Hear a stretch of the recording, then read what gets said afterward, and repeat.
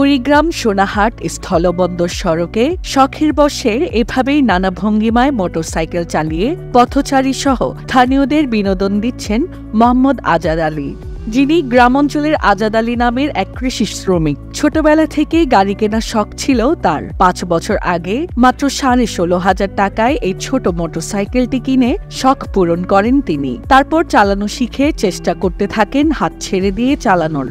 একসময় সফল হন তিনি। তারপর থেকেই কাজের ফাঁকে অবসর সময় পেলেই মোটরসাইকেল দিয়ে বের হন সড়কে। হ্যান্ডেল ছেড়ে দিয়ে নানা ভঙ্গিমায় চালিয়ে আনন্দ দেন পথচারী সহ স্থানীয়দের।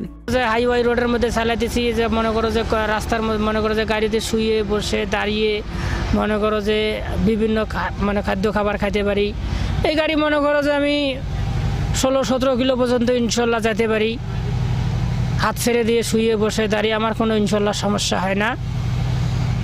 তো আমি আরও ইনশাল্লাহ মনে করো যে সবার কাছে মনে করো আমার একটু আবেদন যে মানুষ যদি আমাকে সহযোগিতা করে, তো আমি এর চেয়ে যেন আর বেশি ভালো ধারণার জন্য খেলাধুলা দিয়ে মানুষকে যেন বিনোদন দিতে পারি।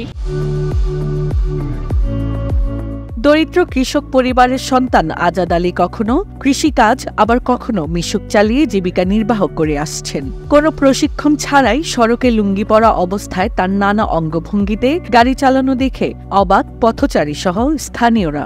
আমরা যতদিন থেকে দেখে আসতেছি যে বিভিন্ন আকৃতি শারীরিক যে কায়দা কৌশলগুলো আছে এগুলো অবলম্বন করে সে গাড়ি চালায়।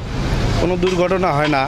অনেক জায়গার থেকে লোক আসে দেখার জন্য, আমরাও দেখি, তো অনেক আনন্দ উপভোগ করি।